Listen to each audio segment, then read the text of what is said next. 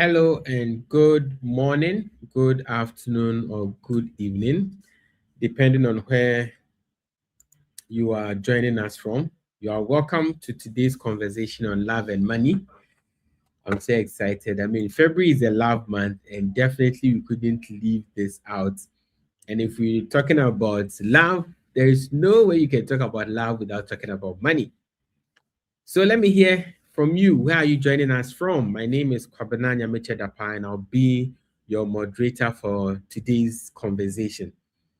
I want to know where you're also joining me from, so you can mention your name and where you are joining me from, and probably your expectation of this conversation, right? Often we talk about money, conversations about money, but today we are going to add in the mix love. Saturday is Valentine. And probably you can tell me what you're doing for Valentine. For me, I don't celebrate Valentine. I don't tell my wife. Okay, let's see. Who do we have? Who do we have online? I could actually see that a lot of conversations were popping up even before we started. So let me read some of them. So I can see someone here says, ready. Let me take it from the top. Say, I want to join. Yes, you can join. You're here now. Say I'm in. Good morning. Please remind me. I hope you click the notify button, so you should be reminded by now. I'm here. Count me in. Hello. This is amazing. Waiting for it. Great, great. All these conversations are coming from YouTube. Okay, I see Justin from Bole Savannah region. Great. Good to have you, Justin. I can see Alex. Good afternoon. Live from Musu Ari, Oxford Street. Oxford Street will be busy on the 14th. I can imagine. Alex, send us shots of how Oxford Street is looking. Kennedy from Spintex. Hi, Kennedy. Who do I have? Christiana. She says first time. Felix says we are live. Randy from Accra. Desmond. Great. Guys, thank you. Thank you so much for making the time to be here. As always, we try to make these conversations very, very relatable. So I'll not be the only one speaking. The guests will not be the only one speaking. Few ground rules. We want to hear from you in the comment section. Let us know if you agree with what you are saying. Send us a thumbs up. If you don't agree with what you are saying, you're welcome. Send us a comment. Let's hear what you have to say as well, and we all learn. So great. Thank you for being here. And soon I'm going to invite my guests for today's conversation. Let me bring them in. Okay, so I have two people. I have Ariel and Wisdom. So please, you can put on your videos. For Wisdom, Wisdom is a known face. Wisdom has been with us in almost all our conversations. But today we have, so Wisdom, if you have not met Wisdom before, Wisdom is a portfolio manager at Petra Trust. Wisdom, you can say hi to our people on the call. Hello, everyone. Yes. I hope you are doing good and are preparing for the Valentine's Day. I'm, I'm hoping that you bought your gifts for your loved ones and all that. I'm sure they are prepared. They are just scared of you. You're coming to tell them to go and invest the money instead of spending it. They will be a bit different. Okay. I can't wait to hear what you have to say. And today we also have a new face, Ariel, the wellness coach. She's into wellness. And something new, she told me she's the only menopause coach in Ghana. And she has a vast experience when it comes to wellness, when it comes to relationships. She has been organizing events, wellness events for the aged, wellness events for young people. She has seen a lot. She's been around for some time and she has seen a lot. She has heard a lot. So I'm sure that her experience is really going to come to bear and we'll have a very interesting conversation. Ariel, thank you for joining and you're welcome. Thank you. Thank you for having me here today. Thank you very much. Great, great, great. So Ariel, when you had that call and we told you that we are going to speak about love and money, tell me what was your first impression? My first impression, Yes, I was trying to get a connection and then I realized the month. And so I mm, knew why it's important for us to put perspective on the subject. So I got it right. and it's very important. Great, great. Thank you, thank you, thank you. And wisdom. We've always been having money conversations, and now we say we are adding love to it. How did you feel about it? I got comfort in the fact that you've added Ariel to this Yeah, conversation since she's an expert on the issue. But I know, right? I think I know one or two things that I'll also bring on. So yeah, Okay. it will be a great conversation, I believe. Yeah, I Super, think so super. too. Yeah, let's see what our audience are saying. Someone says that I'm single, so all my money goes into achieve investments. Matthew, God bless you. See, no girlfriend, no problem. Massa. No, no, no, no, no. That one, I don't agree with you. What do you mean by that? Then we have Josephine says that how can I link up with Madam Ariel? Please, okay, I'm sure that at the tail end of the conversation, Ariel will put out her details so you can reach out to her. And she's very social, so yeah, you'll be able to find her. Then Madam Ariel, a lovely woman, interviewed for her a while back. Okay, that's Mensa. Okay, so Ariel, you have your people here. You have your Thank people here. you. Thank you. So let's go straight into the conversation. Now, let me start with Ariel. They say ladies first, so yeah, I'll go for the lady first. Oh, there you go. So, do you think love and money can really be separated in relationships? And what would be the reason for your answer? I don't think love and money can be separated in a relationship. And my Right. reason is I think, I mean, as we all will know, whenever two or three are gathered, money becomes one of the things you need to move forward. So Mm, there's no way money can be separated in any relationship. right. Right from the beginning of the relationship, even on dates, money conversations will come up. And so Mhm. if you try to separate the relationship from money conversations, there's going to be challenges along the way. So right from the beginning, money conversations are very important in every relationship. Right. Right. So, wherever two or more are gathered, money conversations will come up. Yeah. That's an interesting one. Wisdom. What about you? Do you think otherwise? The love daughter has spoken. Who am I? Wisdom. But I think the simple answer would be no, and Hmm? they should not be. Love is emotional, but money is practical, right? And Yeah.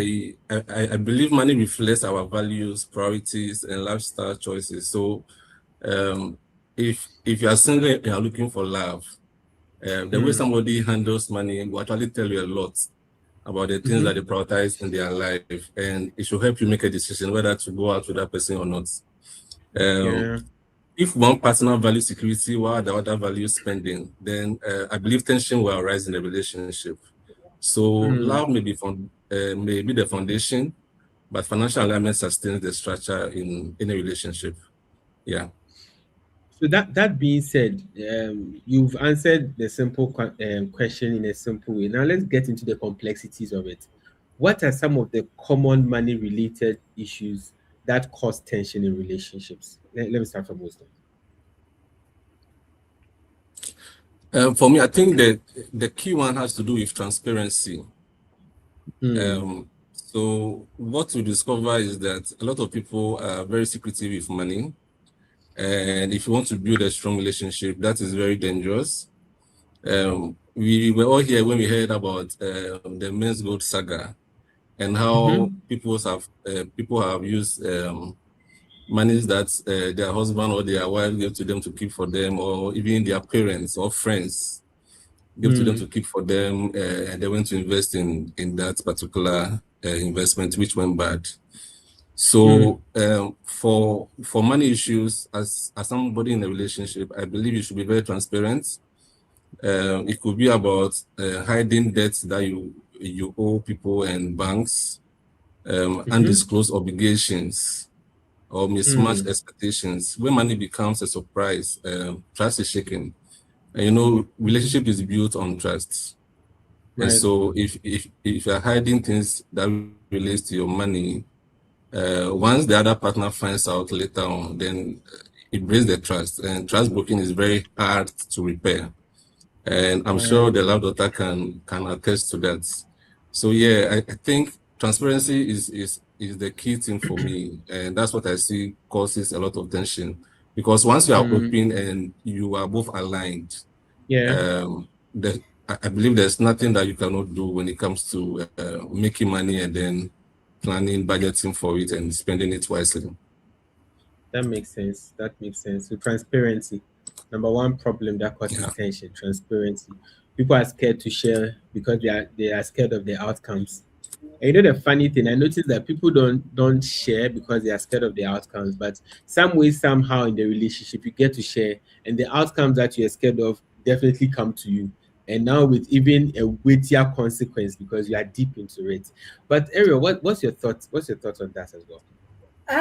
Yeah, transparency is one. So since wisdom has expanded on that, I'll jump that. But from my experience, the other problem I've seen in relationship when it comes to money is the inability to identify who does what. Mm. Whose role is what when it comes to money. Even Mm-hmm. in relationship that has not, grown to marriage, it is very important that when two are in a relationship, you know when I am spending, and the other party Mm-hmm. also know when they are spending. Because Mm-hmm. when it happens like that, then there's a boundary. No one Yeah. outsteps what they don't have to do, and everybody's, money concerns are aligned. So Right. if you are in a home and like a marriage, and you have money to do something, your partner also has money to do something, but you don't know, is he going to bring bread or do I have to bring bread? Who buys Mm-hmm. groceries? Who pays electricity? Who pays water? So if these conversations are not had for all these Mm-hmm. responsibilities to be well defined, there's always conflict, Mm. because whoever ends up being in the problem is like, I have to solve it. But shouldn't it be Kwesi who has to do this? Do But now this. I'm Yeah. home and there's no power and I'm worried, and so you solve it. And so there's Mm-hmm. always that tension of you didn't do what you have to do. When if Right. communication was clearly defined, Mm-hmm. Kwesi know that every month on the 15th, I have to make sure power has been solved so that in 10 days, Madam won't come home and I'm away and then there's no power. So Mm-hmm. that's, conversation of who does what is Mm-hmm. very, very important when it comes to money. If that is not Mm. hard, then responsibilities are all over the place, and then there's emotions are running because someone think I'm spending more than you, and then someone think, what Mm-hmm. are you using your money for? The money And so for. apart from transparency, clear definition of responsibilities and roles when it comes to Mm. money is very, very important. And that is one area I have seen relationships strain into. And so everybody thinks I have issues when it comes to money in relationship. Wow, that's interesting. So that's money responsibilities. Who is responsible for what? But just your response now takes me back to how we were socialized, right? I mean, growing up, what are some of the money lessons that you've picked from your family, for your caregivers? And actually, what are some of these ones? I think that some of these money habits that we have could be quite general. I mean, some might connect with a lot more people. But in your Yeah. experience, which of these habits have you seen that they really they're a reason why there's money tension? One of the ones I've seen that is the reason why there's money tension is a lack of transparency. When you don't know who has the money and who doesn't have it, and later you find out, oh, you had money and you say you didn't have money. That can really, Mm, really be a big thing, because mm, money is very sensitive in relationship, but you can also take out money. And so, like mm-hmm, wisdom said, when transparency is not there from the beginning, everybody feels you are here to get me. You are going to cheat, or you are trying mm-hmm, to for me to use all my money, and you are saving your money for something else. And so the common thing to avoid is being transparent. This is what I get, this is where it's coming from, and this is what you also get, this is where it's coming from. That in itself doesn't mean the person or each of you owns each other's money in totality. Because there has to be some financial independence as well. But the transparency is important. It means I trust you to tell you I'm earning 10,000, and if I only let you know I can spend 1,000, you respect that. We have come to that agreement. How I spend the rest of my 9,000, it is up to my financial literacy and freedom to do. So the transparency is the beginning, and then the intention to know I do this and this person does this can make money in relationship very, very, very, very good. So from what both of you are sharing, I hear you say that for most of these money issues and tensions is because of lack of conversation. People don't have money conversations. There's a lot of assumptions, right? Yeah. That takes me to my next question, and I'll from area then I'll come to wisdom. Money habits, right? How do money habits affect the way we show love? How do money habits affect the way we should love? Now, we are all patterned and conditioned with money differently. We grow up and we intentionally decide to create our own money habits. But our money habit tells a lot about the kind of lifestyle we are living. Right. And so when two people meet, the first thing that will tell their money habits is the lifestyle they live, what they like to invest their money into, what are their thoughts when it comes to money. Are they closed-minded when it comes to money, or they are open-minded when it comes to money? Or are they futuristic when it comes to money, or present when it comes to money? You'll be amazed. You can meet some people who always think, if I get money, it's for the future. It's not for now. You know, that kind of. So money habits tells the kind of lifestyle we live. So when you meet someone, the first point of call to tell the kind of lifestyle this person is going to live is what are the things they like to do? What are the activities they like? What are the things they like? What are the places they like to go? It all tells the kind of money you should be expecting to be spending in that relationship.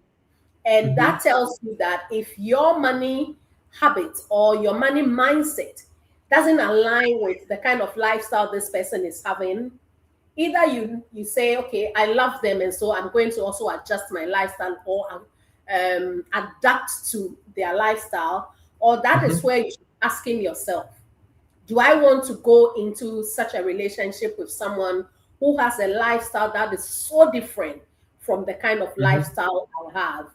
This will help you. And I think a very good conversation can be had at the beginning once you're all aligned. Oh, okay, your lifestyle is so different from the kind of lifestyle I live. So let's talk about this. Like you said, communication is very crucial. So you can like someone, fall in love with someone on Friday, 14th February, and then Saturday you decide to do something, realize, Charlie, she's somewhere or he is somewhere that I am not. Immediately you need to align. Aligning about money is crucial. So be honest, align. Let the person know, oh, I don't have the kind of money to live this kind of lifestyle. Or my budget now, that's another way to say it. My budget now does not allow me to lead this kind of lifestyle. Are you comfortable for us to meet in the middle? That is a healthy way to start a relationship, because you all come with different lifestyles. So where can we meet if we both like ourselves? Where can we meet to make our money conversations healthier? So I think the lifestyle is the indication of the person's money habits. That's very interesting.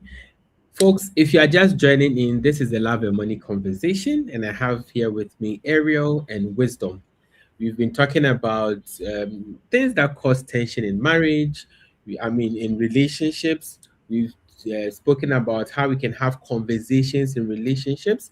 So if you are just joining in, you are very welcome. And this episode is sponsored by Achieve by Petra. If you don't know Achieve by Petra is a financial planning tool.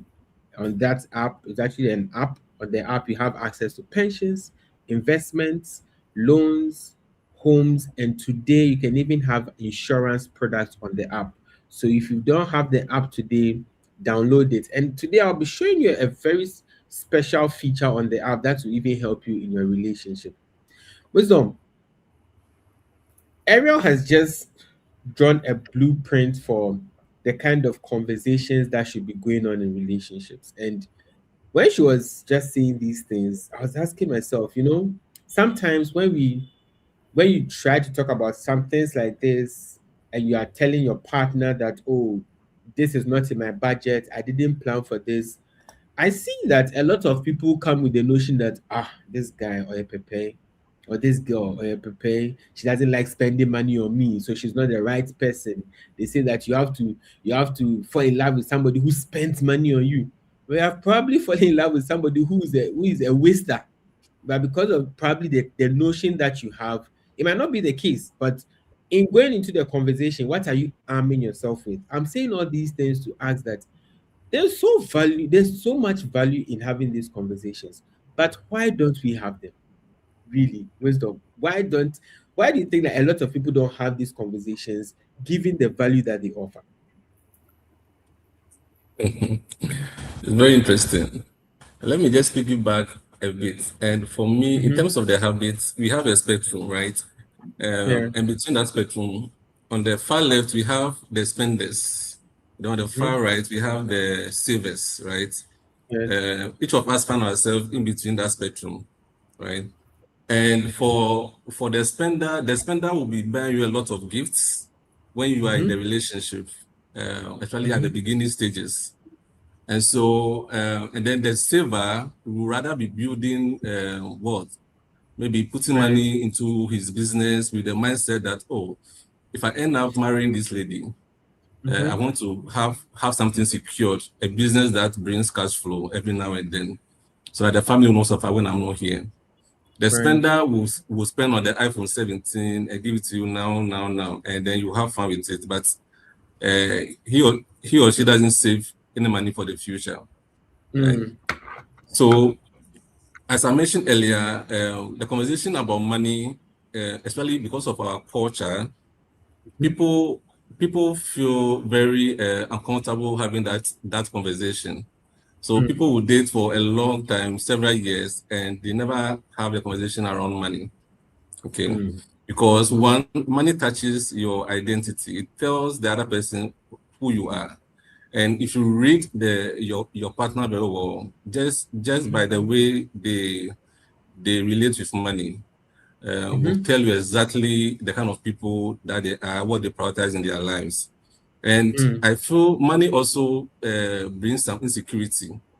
And that's why people avoid having that conversation altogether.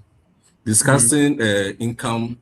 So you have married people who don't even know how much each of them earn, It's ending. right?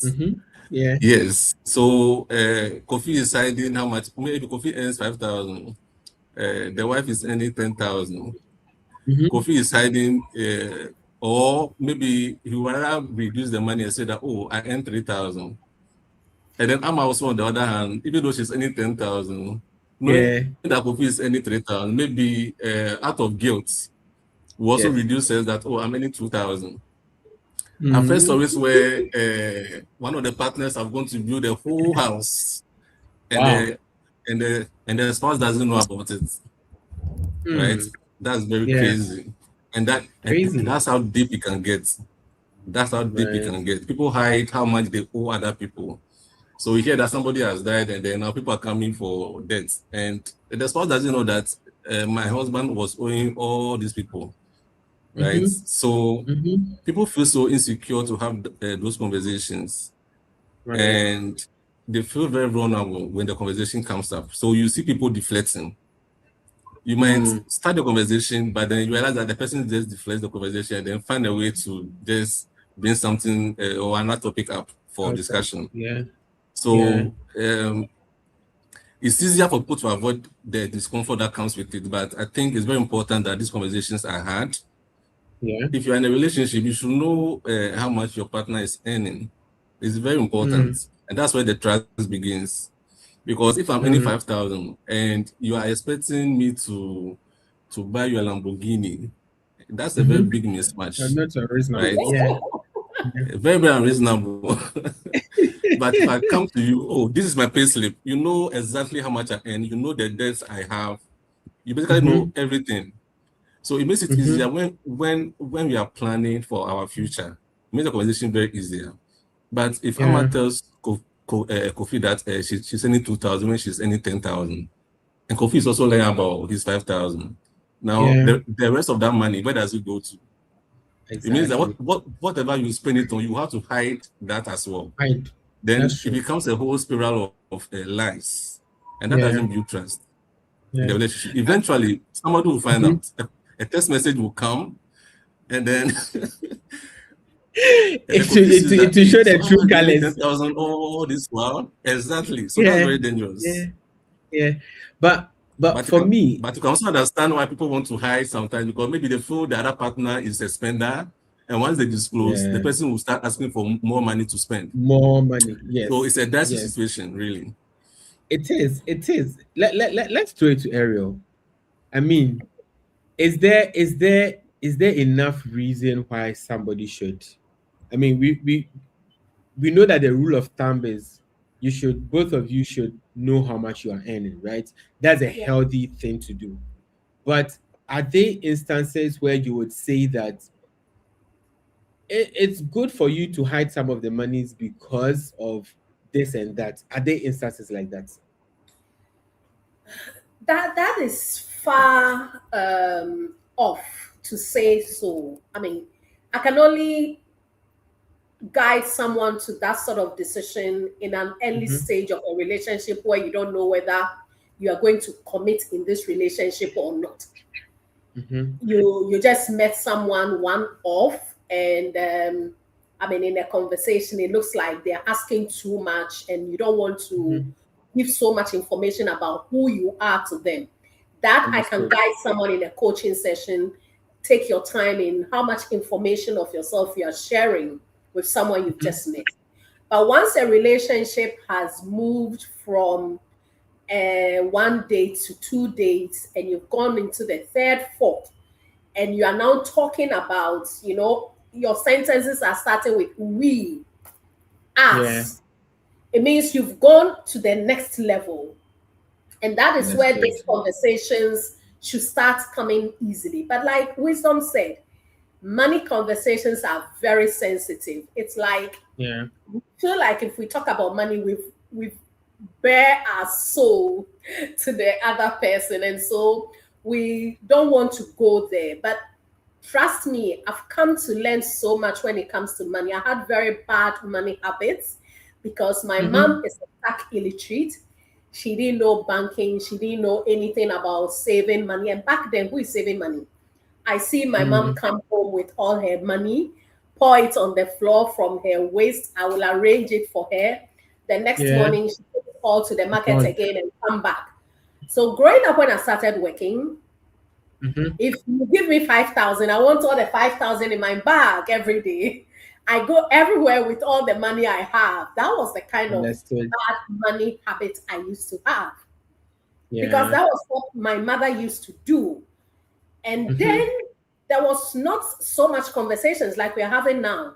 There was no social media to educate us. There was no internet to learn all these skills from. So, and a lot of companies back then too, at time, were not paying you through the bank. So maybe they gave you an company. And having it all, going back and forth, spending, buying, because that was the money exposure I had. So we all have money habits, but it is our responsibility to tweak ourselves as we are growing. That I want to have a different conversation with myself when it comes to money. So if you got into a relationship and you've gone to the place where you start talking about, us, you can call the guy, or the guy can call and say, oh, tomorrow we are doing this. You are planning things together, even as kids. There should be some transparency, so that one person is not saying, today I want you to take me to Aqua Safari for the weekend, and then you know very well it's not a budget you can do. Now, as difficult as it is, the moment you share that truth, you also elevate the relationship to another level, where it's either going to be a good relationship and somebody you can commit to, or it's not going to work. But when you are hiding, then the relationship is being built on a lie already. And at the end of the day, it will also become something at the end, because you may get to the point where you are getting married and this person wants a 5-star wedding, and now you are saying, I can do a 5-star wedding. So as much as it's sensitive, it kind of makes us feel our identity is being shown to the other person. Money is not who you are. Money is a meal. And so no matter how much you have, there is a meal your money, your budget can get. So it doesn't differentiate your worth from the person whose meal can buy 1,000 Ghana meal, even if yours will be a 50 Ghana meal. It's all what a meal. You understand? So we shouldn't let money devalue our work. So much so that we feel that if I meet someone and tell the person this is what I am now, then it means I'm not worthy of their love. Because there are seasons in everybody's life. Yes. And the person may be earning this now. But beyond money, what's the character of the person? There's so much of a person than just what they are earning. And so I think we have to grow out of thinking, if I'm not earning 10,000 Ghana cedis, I'm not worthy of somebody's love. I think that is where we want to start moving from, so we can be confident in accepting where we are and the journey we are on, which is never static. You'll be changing, you'll be growing, and then your money will also become more as you go. The important thing is seeing that the person has a vision and then giving them the things they deserve. I like the trajectory on which you have put us right now. So you are not your money is not you. Money is a medium, it defines you. And I see so many times amongst like young people that they often want to take a decision about who they should marry based on how much they have in their pockets, and then they enter into the relationship and they get disappointed. But another thing that I think somebody put in the comment section, that when you let your partner know how much you own or how much you have, then you become like they use you as their budget. But I think that one of the things that Ariel and Wisdom are bringing to light is that the conversation, having the conversation is not all that there is to set a trajectory for the relationship. You should have the conversation and come to a consensus. So if you are dating, I think that it's good to have that conversation so you can come to a consensus early, and then you can decide what you are doing next. But if you are not dating and you are married, you are finished. No, that's a joke. But if you are married, I'm sure you still have to have the conversation and still come to a consensus on what you want to do with the money. Speaking of what you want to do with the money, Wisdom, what do you think about having separate accounts or joint accounts as a couple? Separate accounts or joint accounts, which one should work for a couple? That's a very, very, very interesting question. Yeah. So I think as a couple, you should have a joint account.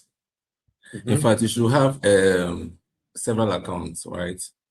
Right. So in a marriage, so let's separate a dating relationship from a marriage. I think it's very, very important. Right. So let's begin from the married people, right? So for a married couple, I think you have to have a hybrid. One, because you have family expenses, and so that joint account, you have to. So that's why the communication is very important. So you agree that okay, let's have a joint account.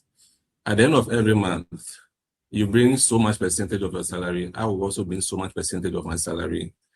We'll put that into that joint account towards family expenses, light bills, water bills, groceries, um, child education, data, and all other things, right? So that joint account will cater for the expenses. You also should have a joint account towards investments, right? And it will marvel you the power of two. When two married people who are working any money bring their incomes together, you can actually do so much with that. Even at Petra, you can bring married people can bring their pensions together to secure a mortgage to get their own house, and so that should tell you the power of having joint accounts, right? So you should have a joint account for expenses. You should have one for investments. But also in the marriage, I believe there are certain expenses that maybe, let me give an example. At the end of the month, you decide that you want to be sending some amount to your parents, right? So because of expenses like that, or you want to get some personal stuff. So within the marriage, there should be some sort of individuality, right? Such that the husband has his own personal accounts where some of the money goes into. The wife also have her own personal accounts, so that she can use it to cater for some of these things. Maybe the family funeral dues, she can pay out of that account. She won't come into the joint account for the nuclear family, right? Okay. So you should have a joint account for investment, have one for expenses. Then you have your individual account where you can take out money to settle maybe personal or family issues, right? So I believe a hybrid system works best for many couples, and so we need to balance it out, right? And it all boils down to being open about how much you earn, and then you decide that, oh, okay, if I earn 5,000, you are earning 6,000, maybe we can work with percentage. Let's all be 50%, or if you love your wife so much, right? I'm sure Kabina will go for 80%, and then you let the wife bring 20% because of the love, right? My wife So is listening. you Yes, just yes. so just agree. So once you agree, then you take the action. It's very, very important, right? So that at the end of the day, there's some individuality in the marriage, whilst you're also building wealth and then catering for the expenses on a daily basis as well. I like that. I like that. So you've really brought some clarity to this thing. So whether it's a joint account or a fixed account, there should be a goal for whatever that you are doing. You shouldn't just take it out of the air that no joint account, we are not doing things together. It should be directed towards something. Shouldn't be just a joint account for joint account sake. Shouldn't just be a separate account for separate account sake. There should be an objective. But anyway, let me have your thoughts too on this. Should you have as a couple, so in the context of a married couple, right? Should you have joint accounts or you should all have your separate accounts? Then you can also speak about those who are dating as well. Is it even prudent for you to have a joint account um when you are dating? I think wisdom did justice to that question already. Mm, But I think that conversation is very important, and it's also helpful, like wisdom said, to have the account for expenditures, things that you right. use everyday stuff in the home, because marriage comes with some responsibilities that there's always some spending.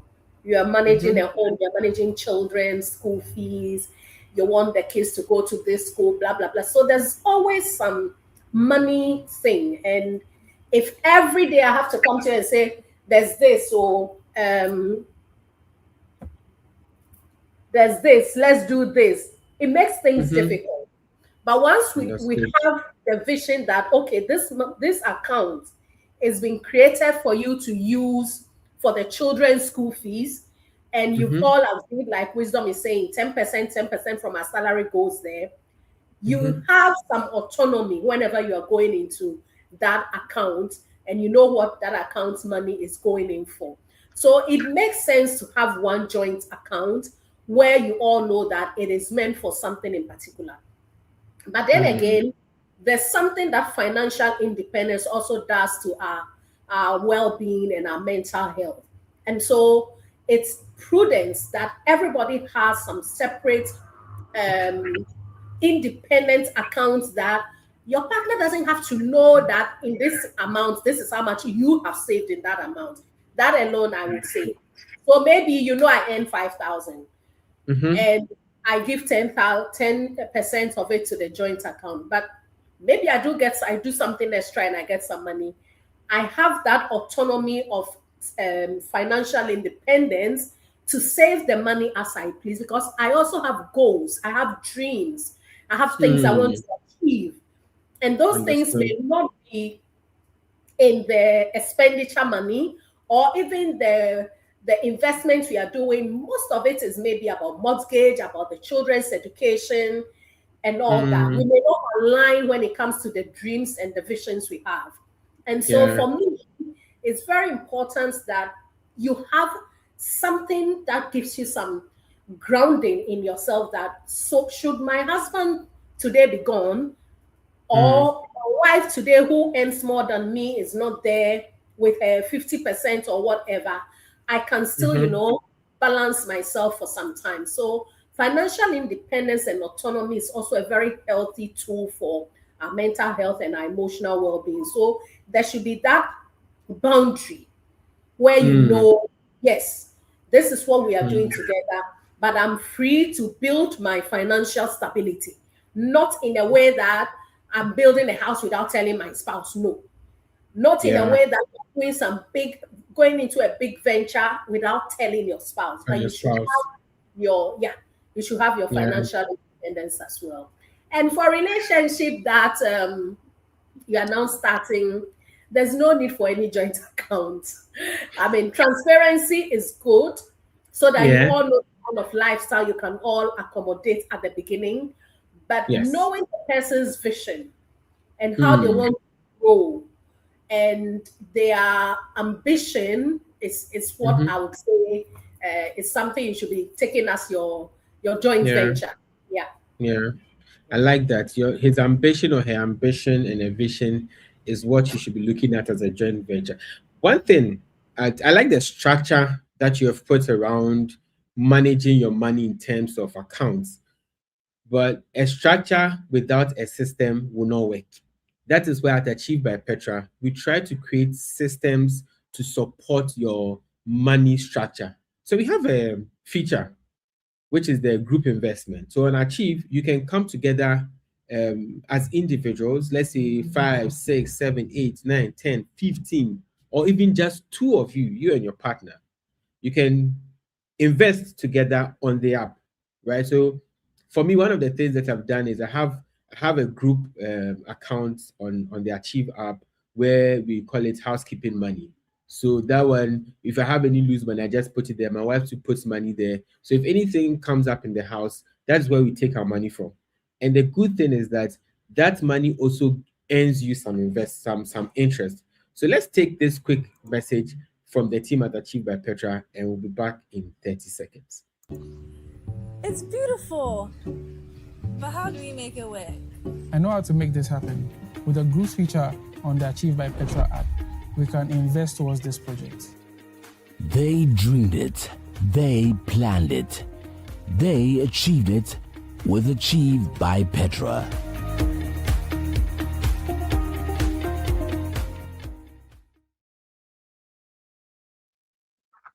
Okay, thank you for staying tuned in. Now let's continue with the conversation. We've been talking about transparency, we've been talking about money, responsibilities, we've been talking about money habits, we've been talking about the structure around your investments, the structure around your accounts.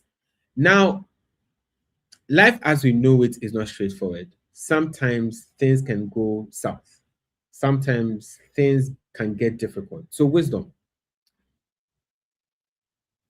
do you think that, I mean, what can we do to survive financial hardships? Maybe today we are okay, it's a roller coaster, everything is going well. But in the event that our finances do not go the way we expect it, what things should we do now to forestall issues like that might come up in the future?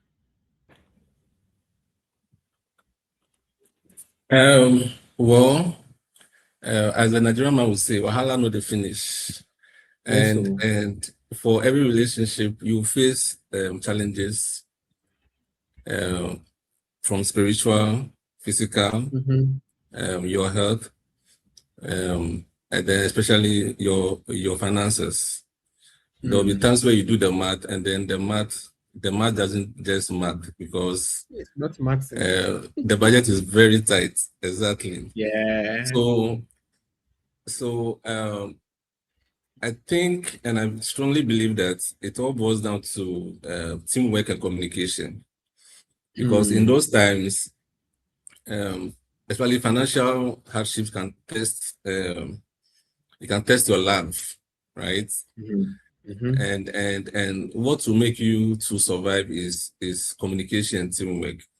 Because if I don't know that my wife doesn't earn so much, and I'm there thinking that, oh, because of where she works, she should be earning something, and we don't have the conversation to declare that, oh, this is what I earn, right? And then I go another step and show evidence that, oh, this is my pay slip, this is how much I actually earn. I declare my bonuses and everything. When these hardships come, everybody will have expectations that, oh, I'm sure my wife will come up with some 10,000, but see too, she's there, she knows she doesn't have, right? So already there's a mistrust somewhere because of the lack of communication. And no matter what happens, I believe typically for especially the married people, you start some years back, and then as you grow in your careers, in life, you make better investment decisions. What tends to happen is that at the beginning stages of your marriage, you don't have so much money, right? So you see that people who have married for 10, 15 years, they are a bit stable when it comes to finances, unlike people who are just beginning. So the teamwork is very important. When the hardship comes, you come together and then try to work it out, right? Because at the beginning stages, when you didn't have money, you were managing, you were fine. You take a broke man, you take a walk, and you are good.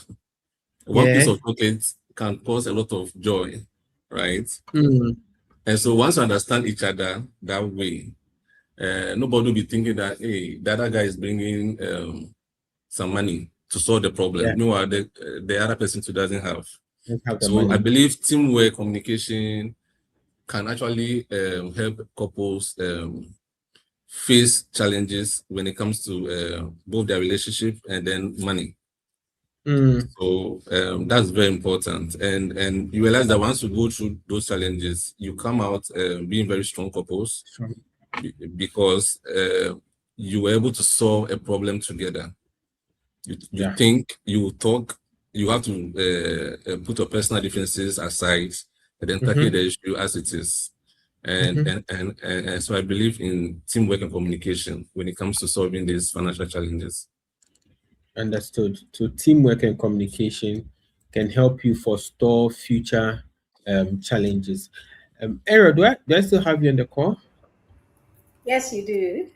Okay. So how do family expectations influence money decisions in relationships? Family expectation, as in the nuclear family or external family expectations? I think let's take it from the external family expectations. Yeah.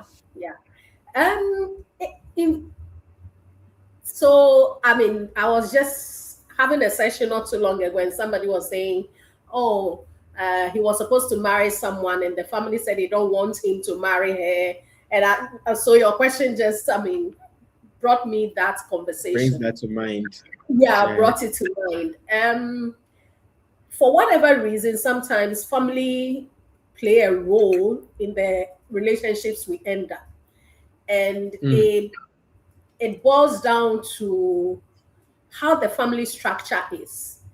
We have different family structures. We have some families that are very, tight with certain decision making and status and all that. And so you may be in such a family that when you're making certain decision, then a mother says no, a father says no. So these things happen.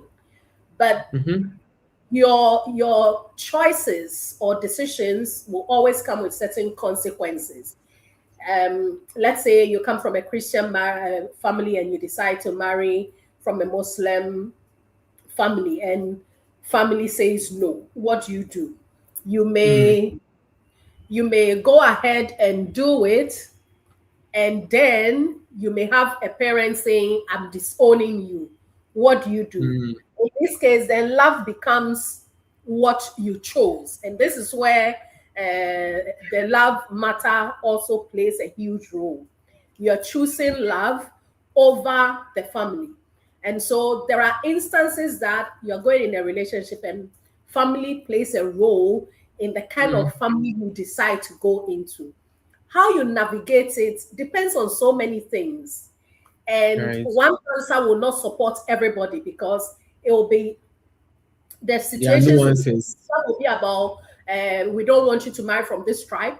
Some will be we don't want you to marry from this family. They are like this. Some will be we don't want you because of this religion. And so all will require a different way of making your decision. But be rest assured that decisions you make in such cases all comes with consequences that I think you can survive through love. So let me contextualize this. So in a situation where let's say you are having demands from the external family, and those demands are financial demands, right? How do you manage those demands in a way that it does not break the love relationship? Is it for me or wisdom? No, for you. Okay. Yeah, that is also very important and crucial and very critical because it does happen. But at the beginning of you going into the relationship, I think these things will start coming up. And so you and Right. your partner should have a conversation and create your boundaries. Right. You should have your conversation and create your boundaries. Even among the two of you, there are certain expenditures that one person may not approve of. Maybe you approve of the kind of sunglasses I want to buy because I don't mind investing a certain amount of money in my sunglasses, but maybe your partner doesn't. And so these boundaries needs to be addressed at an early stage. Before you get Right. married, your mother-in-law is saying your husband should buy me a car. When you know very well your husband can't buy your mom a car. So how you show yourself to your in-laws and the extended family will come back to you as well. So honesty is not just about the two of you. It goes to the extended family as well. Because if you Right. are not honest about your status of who you are as you are coming in the family, and later they put certain responsibilities on you, now you have to go and maybe get loans from friends, and then now you are always in some form of stress Yeah. or pressure Yeah. because of the commitment you are putting yourself through. So again, it comes to conversation, transparency, and boundaries. Right. Before I go into the comment section and engage our about 198 people who are on this call at the moment, let me go to wisdom. Wisdom, what financial habits should young people build before entering serious relationships? Or unmarried people build before entering serious relationships?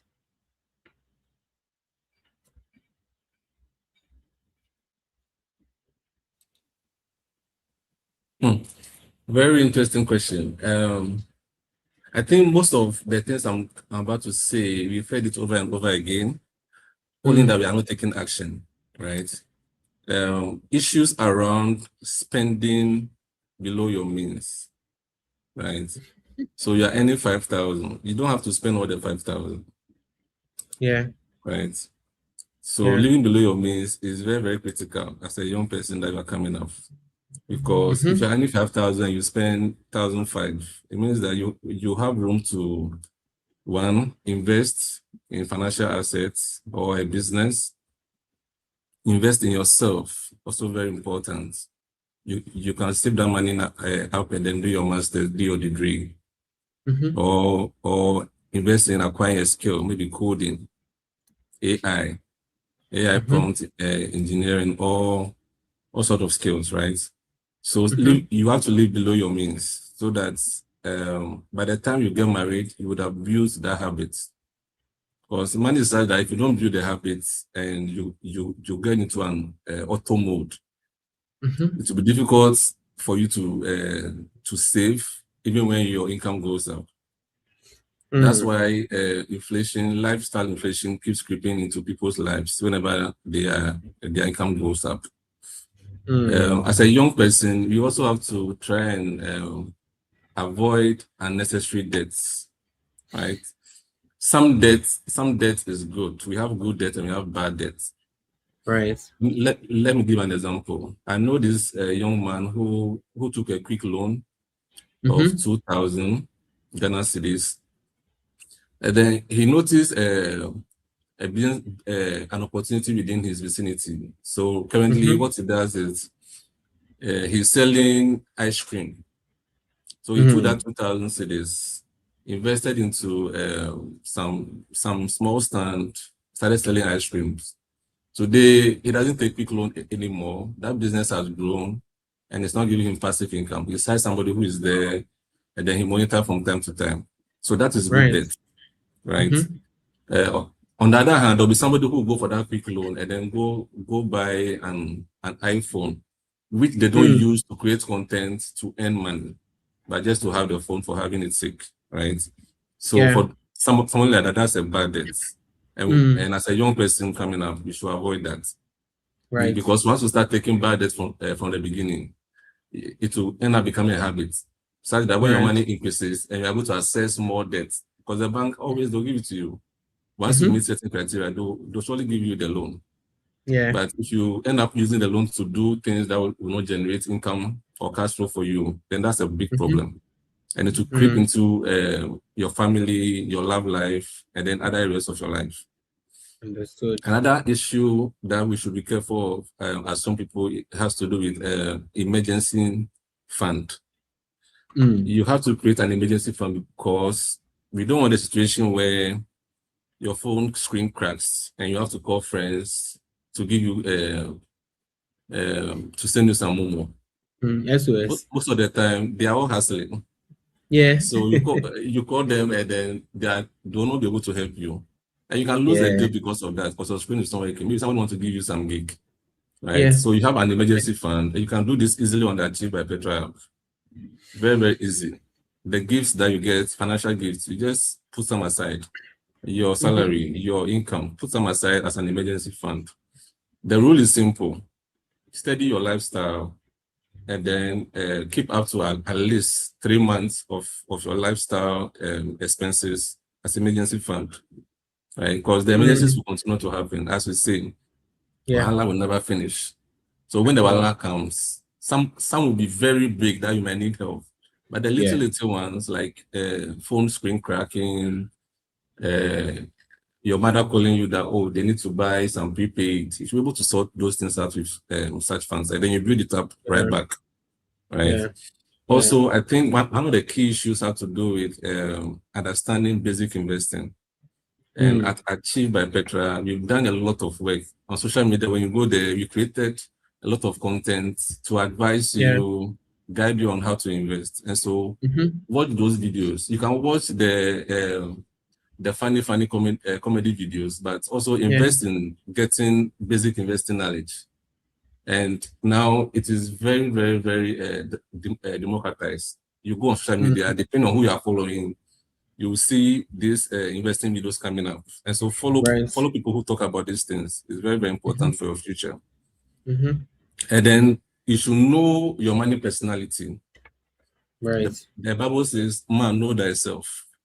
When you know yourself, if you know that you are a spender, Yeah. some people naturally they are spenders. So if you know Mm. you are a spender, when you look at the spectrum, you are very close to being a spender. Just take yourself out of the investment process, automate your investment, and the Achieve by Petra has done that very has made that very easy for you, right? Where you don't have to come in and now transfer the money. At the end of a Yeah. certain period, the money is taken and then invested on your behalf, right? Mm. So know your money personality, whether you're a saver or your spender. If you know you're a saver, that's very good. But also communicate with your partner, let them understand that, oh, I like to save because I have trust issues with the future. I know that tomorrow my salary might not come, my company can collapse. So I want to save for our future so that your partner will understand. So that when they Right. see their friends, couples buying things for them, they know that, oh, my wife, my husband is saving for our future. And Future. show them the statement, make it very transparent. Right. Once they see what you are doing, they will end up Right. trusting you. So as some people, I Mm. think these are some of the mistakes that we can make that can cause serious relationship issues. Mm. Mm. Okay. Ariel, let's hear from you as well. What habits do you think young people should build before they enter into serious relationship? Maybe you can take it from I think Wisdom has spoken about the investment side, so you can take it from the relationship side. I think what he said actually covers everything. What I would say to every young person coming up is learn how to save. Some of these habits, I wish I knew them when I started working in 97, and not carry all the money on me, and also not overextend my finances into certain things I shouldn't have. So save, learn how to save, learn how to know what money does. That means money literacy. Mm. Learn about money. It's I mean, it's something we should be taught in school, to be very honest. We should have financial literacy right from school, but we don't. We start working and we start earning money before we now realize our money personalities are this way or that way. Some of us don't even realize for a very long time before we do it. Like Wisdom is saying, know your money personality. And then Yeah. last and not the least, I'll make this very short. Things will always be there. Things will not stop coming. There will always be another version of something. There will be another style, there will be another bag, there will be another, those things will not end. And so we shouldn't get so carried away by that side of life at this stage. We should look at how we are Mm. securing our dreams and goals, and the things there. Anytime you are ready, they are there. Nice. Nice. Thank you. Things will always be there. Okay, let me test some of the comments we have here. So I can see this from Paulina. Thank you very much for the education. Let's see. This is coming from Clive. Clive says that Clive from Lashibi Community 20, very insightful. Who do we have here again? Okay, this is Clive. This is Christopher says, thank you for that wisdom. Yes, he's called wisdom. Then Zoo, listen, Justin, say it's good for couples to have joint accounts, but not for dating people. Understood. Understood. Um, Zero Gravity says that this is very educative. Okay, let's go. So this says Christopher says I recently created a Go account for the youth in my church. Great, great, great. Thank you for doing that. Um, Raymond says, good point, wisdom. Couples need a joint account to cater for contingency. Responsibilities shouldn't be solely demands. Yes. The power of two. Okay, so George says that this is the reason why you should know your partner financial knowledge before allowing them to see your worth. Understood. Nowadays, there's a marking scheme. Or people have a marking scheme for their conversations. Interesting. So Mensa says that I believe a lot needs to be invested in teaching the coming generation more about financial literacy, which will assist them in the future. Couldn't agree more on that. Sabina says that exactly. Your money habits will define you. Yes, it has a locus on how you become and who you become. Just says that hi, my birthday is 14th. Congratulations. Most women who do not have knowledge about how money works will eventually drain your account, and she still expects to have flamboyant future. I think it's not just about women, it's about all the gender, both male and female. If you don't know how to use money, I think Wisdom made a statement, and I paraphrase it to say that money responds to your habits and not your needs. And that is very phenomenal for me. Christopher says, for the purpose of trust and responsibility, it is. Moreover, there are also there are also women who are very good in managing and multiplying money. Yes, yes, yes, yes, yes. When you learn the habits of money, definitely you'll be good at managing and multiplying money. Then we have Aaron Latte who says that this has been an insightful session. Yes, thank you so much. If you have any questions, you can drop them in the comment section. In the meantime, we'll take a message from our sponsors and we'll be right back.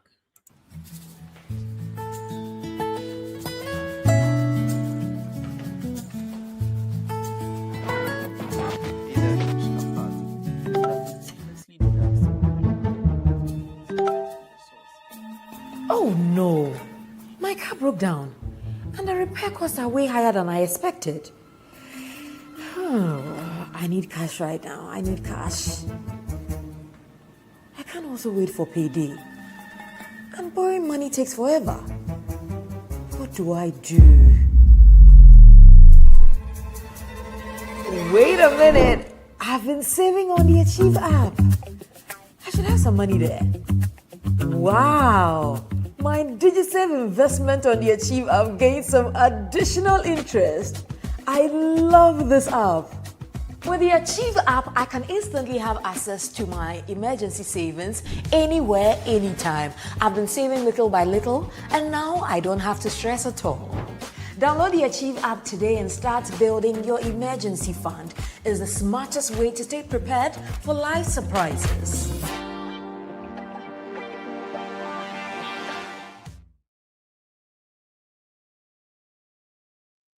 All right, thank you for staying tuned in. If you have any questions, you can drop them in the comment section. Normally, we want to have these conversations within an hour, so we've done a little above an hour because this was a special one. We're not just talking about money; we're talking about love and money as well. So we have some emotions in the mix. I mean, I think both topics bring emotions to the fore because money is an emotional conversation sometimes, but really it should be based on habits or not emotions. We are learning that.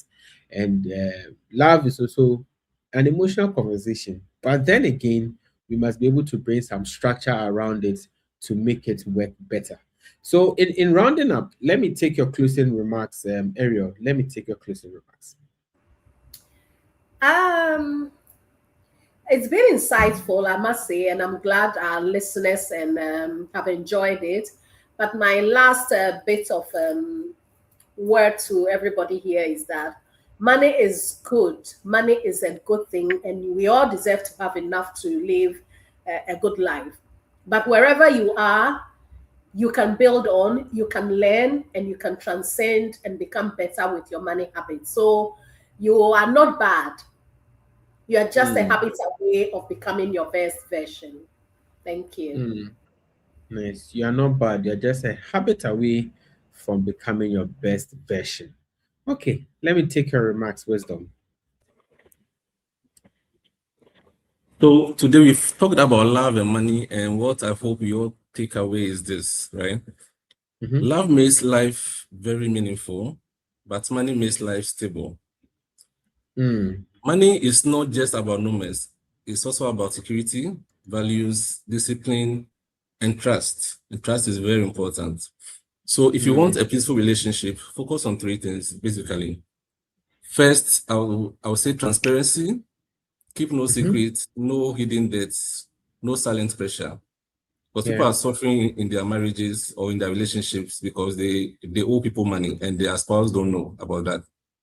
So sometimes they get angry out of the blue and the spouse that doesn't understand, but it's because of the pressure from that debt that they owe.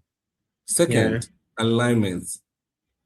I cannot overemphasize this. Have clear conversations about your goals, your lifestyle expectations, family responsibilities, and then go out there and secure the bag that can fund all of these lifestyle goals that you have agreed to. Third, have structure. You should have a plan as a family. You can have an annual general meeting, just you and your wife. You think about how you want to invest this year, how you want to move your children from this school to that school because of better education.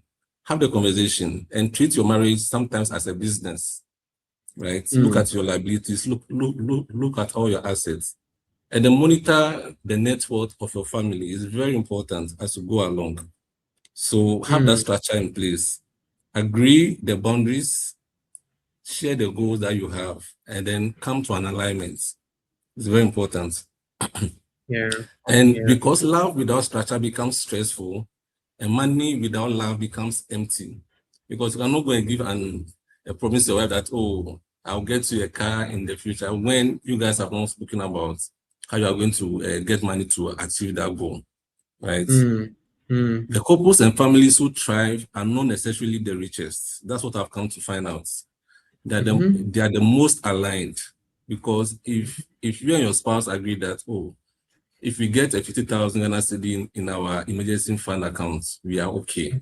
That's it, right? You don't look outside and see people flaunting money around, and then you get jealous or envious, and then you end up doing dubious things, right? So once the two of you agree, that's very good. So this Valentine's season, I challenge everyone listening. Have one honest money conversation with someone you love. It may feel uncomfortable, but it might be the most romantic investment you ever make. Thank you. I like that. I like that call to action. We should have money conversations with our partner on Valentine's Day, whether you're single, whether you are married, have that money conversation. And I think that Wisdom and Ariel have spoken enough on an outline that you can use to have that conversation. So thank you so much for your time, Wisdom. Thank you so much for your time, Ariel. But before we wrap up, Wisdom and Ariel, let me start with Wisdom. If people want to get in touch with you, how do they get in touch with you? So you can get in touch with me, especially through LinkedIn. I'm very active on LinkedIn. You can enter my full name, Wisdom Asase, and then every now and then I try to post something very helpful that will help you become financially independent. So you can follow me on LinkedIn, send in a connection request, and let's connect. Great. Okay, Ariel, how can people get in touch with you? If anybody wants to reach me, I'm very active on social media, Instagram, and very active on WhatsApp. So you can reach me on 0243 600 899 or on Instagram at Ariel's Coaching. Okay, right. So thank you so much, and thank you for spending your time with us. I mean, not spending, actually. Thank you for investing your time with us. And also, you can follow Achieved by Petra on all social media platforms. The name is Achieved by Petra on all social media platforms. Get in touch with us. Let's talk. Let's have a conversation about your investment, and let's help you build and create a better future. Thank you for spending your time with us. Do have a great weekend and happy Valentine's Day in advance. Thank you. Bye, everyone.